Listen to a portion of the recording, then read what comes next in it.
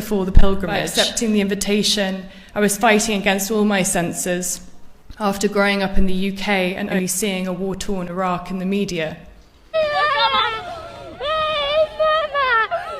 I'd never visited the Middle East, and my family's experience of the Middle East extends to Lebanese wine.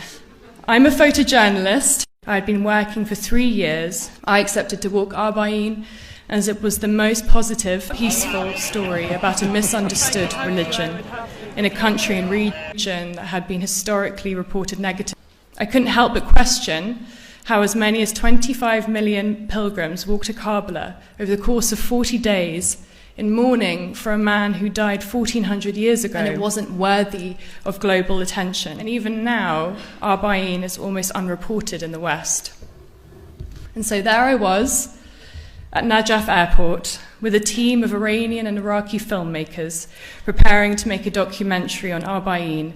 For 3 weeks, we walked Arba'een via the quiet pathways in Hilla, along the Euphrates River, and towards the heart of Karbala via what pilgrims fondly call the highway of love.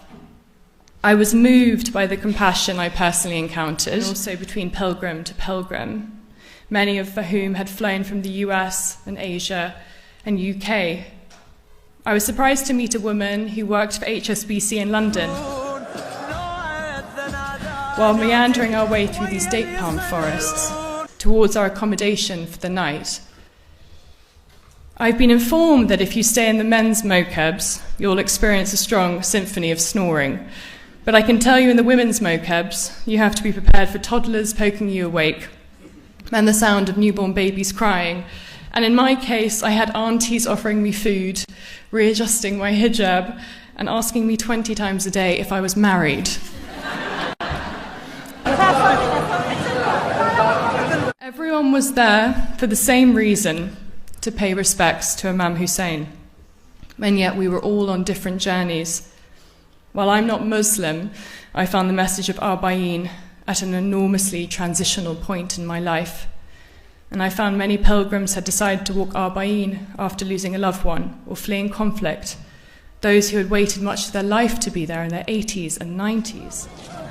When we reached Imam Hussein's shrine the day before Arba'een, I stood on a rooftop looking out at a stream of pilgrims, and at my colleagues knelt on the floor weeping in the presence